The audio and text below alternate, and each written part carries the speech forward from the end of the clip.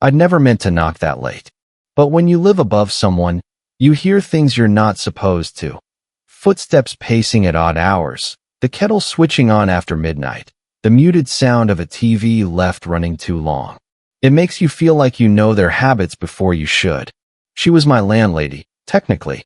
40-something, recently divorced, though I only knew that because her ex's mail still showed up in the box downstairs. I'd see her slide the envelopes aside with a small, unthinking flick of the wrist, like moving crumbs off a counter. We didn't talk much, just enough to pass for neighborly. A nod when I was heading out with my backpack. A morning when she was watering the front steps. That was it. Until the coffee shop. It wasn't planned.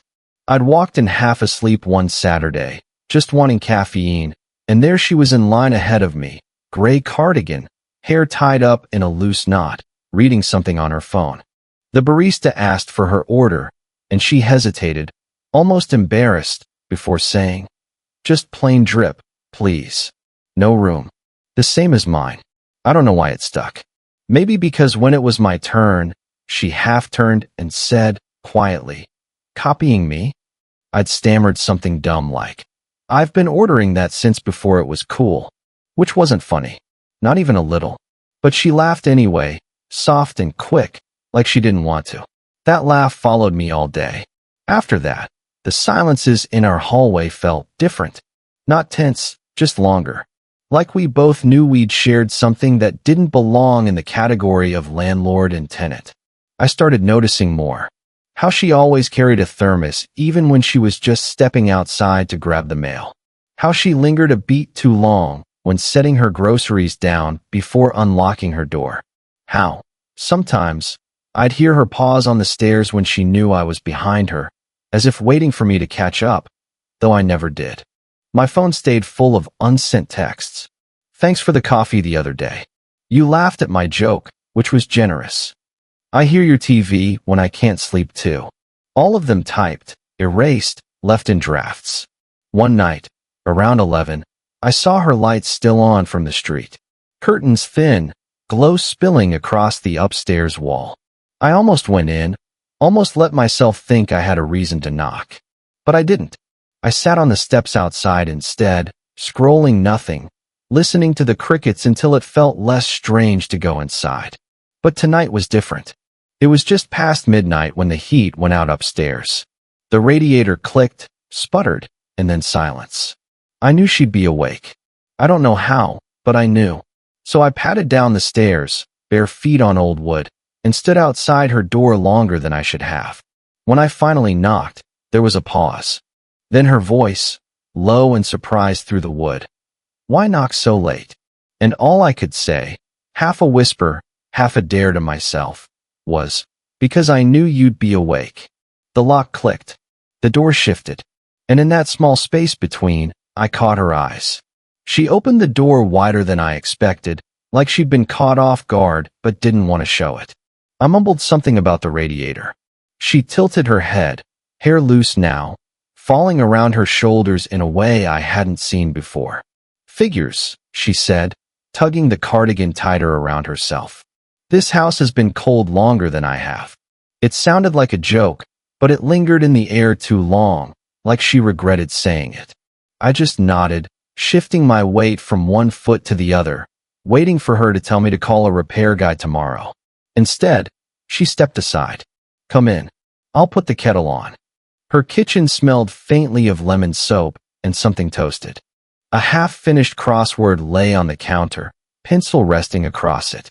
I sat at the small table while she filled the kettle, moving without hurry, like she'd already accepted I was here. "You're up late," I said, mostly to fill the quiet. "I don't sleep well," she replied. Then after a beat, softer, "I used to, when the house was full. Now it just echoes." She set 2 mugs on the counter. Mine was mismatched, chipped near the handle, but it was warm when she slid it across. I wanted to say something, anything, that didn't sound like pity. Instead, I traced the rim of the mug with my thumb and asked, "You ever finish those crosswords?" She smiled, faintly, eyes flicking to the puzzle. "I leave them half done. Feels honest." I laughed, but it caught in my throat. There was something about the way she said it, like it wasn't about the crossword at all. For a moment, we just sat there, steam rising between us. I noticed how her hands stayed curled around her mug, not drinking, just holding. I thought about what my friends would say if they knew where I was right now. What she might say to herself tomorrow. The gap between us was more than years. It was circumstance, memory, all the things we weren't naming. Still, the silence didn't feel wrong. It felt suspended. I broke it before it got too heavy. You know, the radiator's not that complicated. I could take a look. You fix radiators? She asked, skeptical but amused. I Google well, I said. She shook her head, but led me to the hall anyway. The radiator sat stubborn and quiet. I crouched, tapping at valves like I had any real idea. She stood close enough that I could sense her presence even without looking up. Her robe brushed against the frame when she shifted, and for a second, I imagined what it would be like to lean back and let my shoulder rest against her leg. I didn't, of course. I twisted the knob until a hiss escaped, and warmth started to pulse faintly through the pipes. Look at that, I said, grinning, too proud of myself. Impressive, she said, but her tone was softer than the word. When I finally stood, we were closer than we should have been. She looked up at me, not moving away, her eyes carrying a question neither of us asked out loud. And then she reached past me, not touching, just brushing her fingers against the warm radiator. But it felt like a touch anyway. I don't know why that moment stayed with me. Maybe because it felt like someone finally saw me. After that night with the radiator, something shifted. Not in words, we never named it. But in the way her door stayed cracked open when I passed. In the way she asked, casually, if I wanted to carry her groceries in. Little openings, unspoken. I told myself it was neighborly. That's all. One evening, I stopped by the kitchen just as she was pouring tea into her thermos. She glanced up, eyebrows raised like she hadn't expected me, then set down the kettle. You're early, she said. For what? She shrugged.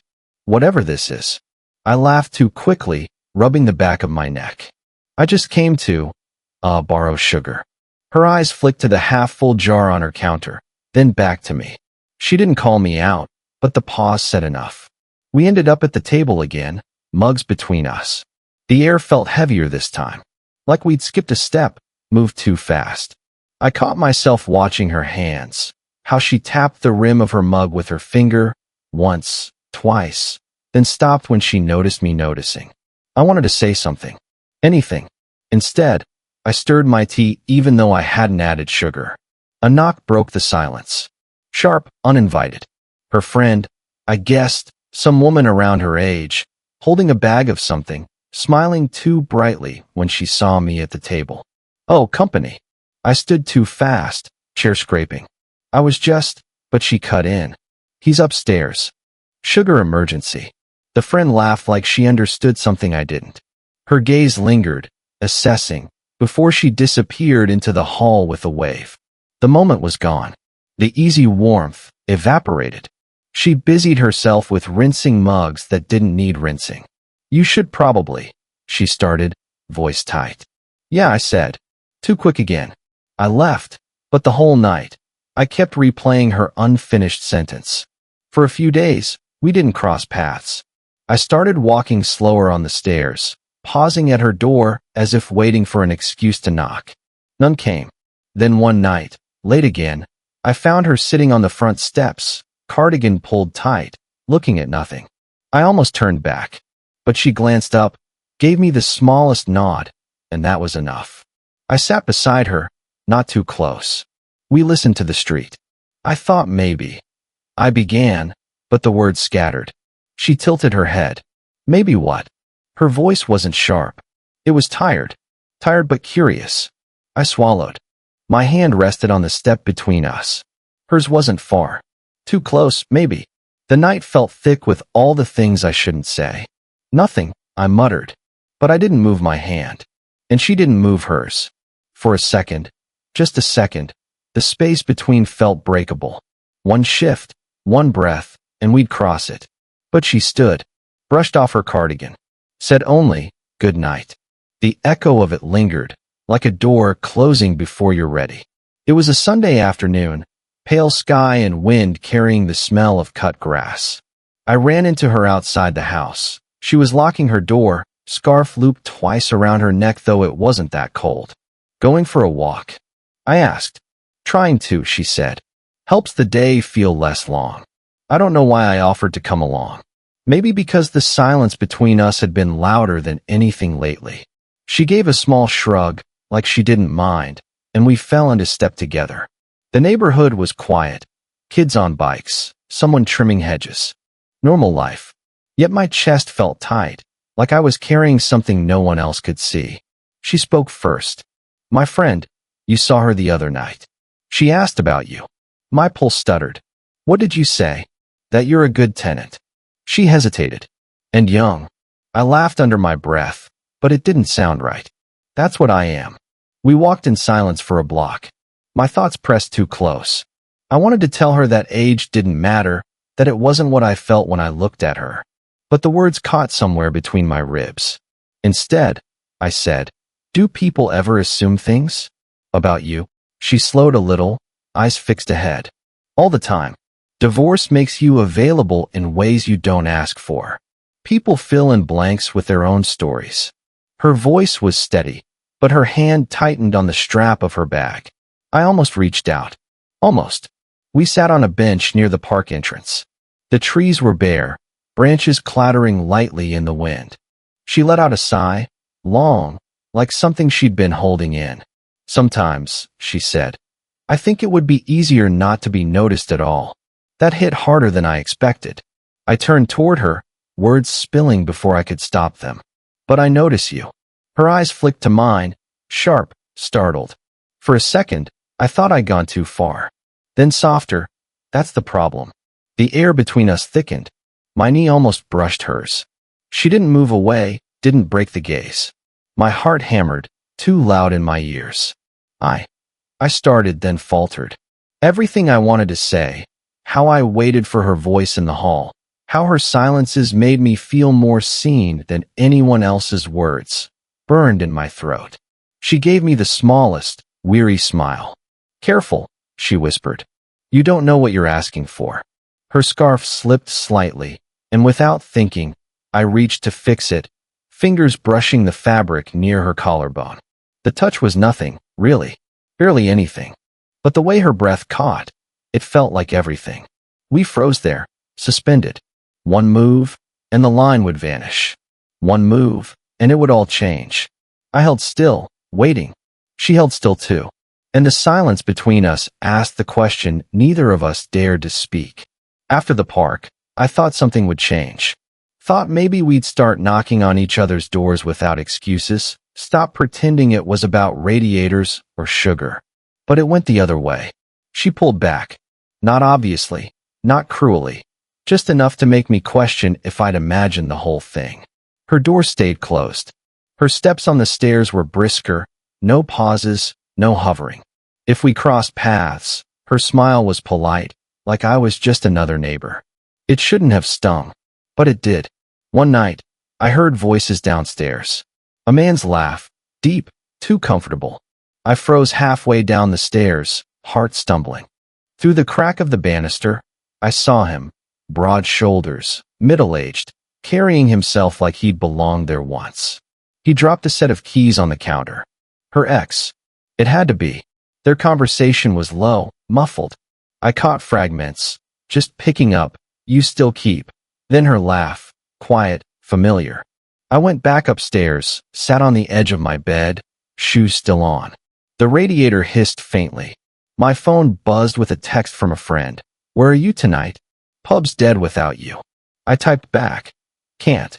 Busy. But I wasn't. 4 days after, I kept replaying the sight of him in her kitchen, keys on the counter like they belonged. I knew it was stupid to feel jealous, but knowing didn't help. The next time I saw her, it was by accident. We both reached for the same mail on the shared shelf. Our hands brushed, but she didn't linger. She just said, evening, voice steady, like nothing had happened. I wanted to ask. Wanted to say, who was he? Do you want him back? Am I just a tenant filling silence until someone real returns? But my throat locked. Instead, I muttered something about bills and retreated upstairs. That night, I typed a message I didn't send. I can hear you laughing through the floorboards. It sounds like I don't belong here anymore. I stared at it until the words blurred, then deleted it. My drafts folder grew heavier. The days stretched. Her light still glowed late at night, but I stopped knocking, stopped sitting on the steps. I told myself I was giving her space. Really, I was hiding. One evening, I passed her door and paused. I thought I heard music inside, soft, steady, but I couldn't bring myself to knock. My fist hovered, then dropped uselessly to my side. I didn't feel heartbroken. I felt paused, like life forgot to finish the sentence. The hallway echoed as I walked away, each step heavier than the last. It was late again. Not midnight, but close. I came down to drop the trash, and she was there, leaning against the doorframe, cardigan wrapped tight, like she'd been standing outside to catch the night air. We both froze. I almost turned back, but she gave me a small nod, the kind you give when there's nothing left to pretend about. Cold night, I said too softly. She shifted, eyes on the street. Feels quieter than usual. The silence between us swelled. I could have left. I should have. Instead, I leaned against the opposite wall, arms folded, just so I wouldn't fidget. Finally, she spoke. The man you saw? He's my ex-husband. I blinked, caught off guard that she'd bring it up. Yeah, I figured. He came for the last of his things. She looked down, toe of her slipper tracing a line on the step. We don't. We're not. She stopped, shook her head. It's complicated. I nodded, because what else was there? My chest was tight anyway. I didn't want you to think. She broke off again, then tried differently. It's not you I've been avoiding. It's me. What this looks like. What it might turn into. The words hung there, fragile. I swallowed hard. My voice felt strange in my throat. I don't care what it looks like. She met my eyes then, startled. Searching. I rubbed the back of my neck, stalling. I know I'm younger. I know people would say things. But when I'm here, I stopped. Started again. When I'm here, it feels like the first time in a long time that I'm not just filling space. That I matter. Her expression shifted, something soft breaking through the practiced calm she wore like armor. That's dangerous, she said. Quiet, almost a warning. I know. For a moment, neither of us moved. The night pressed close, the streetlight buzzing faintly. She stepped closer, not much, but enough that I felt the warmth off her. Her hand lifted like she might touch my arm, then stopped, hovering in the air. I whispered, if this is a mistake, tell me now. Her lips parted, then closed again. She exhaled slow. I don't know if it's a mistake. I just know it's real. The air between us tightened. I thought about leaning in, about closing the distance, about everything that could come after. But instead, I stayed still. Let it be her choice. Her hand finally landed on mine. Light, steady, no more than a touch. And she gave me the smallest, exhausted smile. Okay, she whispered. And somehow that was enough. It didn't happen all at once. There was no single night when everything changed. More like a slow reordering of days. The morning after that quiet, okay, we acted the same as always. She watered the steps. I left for work. But when our paths crossed in the hall, neither of us looked away too quickly. That small shift was enough. Weeks passed. Winter eased into early spring. The radiator still groaned sometimes, but now I was the one who checked it before she even asked. On Saturdays, we'd find ourselves at the coffee shop, she with her plain drip, me pretending not to smile when she ordered it first. We never named it, never sat down and labeled what we were. But it wove itself into the small things. Her thermos waiting clean in the sink because I'd washed it without asking. The crossword left out with one clue circled because she knew I'd know the answer. The quiet steps up the stairs at night, no longer rushed. Sometimes, she'd sit with me on the bench near the park. Not talking, not needing to. Just watching the bare trees fill slowly with green again. I remembered the first time we sat there, How close we'd come to breaking something we couldn't fix. Now, the stillness felt different. Like we'd already chosen. She didn't laugh as easily as she used to. Not the soft, polite laugh she gave strangers. But when she did, it stayed with me longer. I think she noticed that. I think that's why she let herself laugh more often. One night, she knocked on my door. Not late, not an emergency. Just knocked, holding 2 mugs of tea.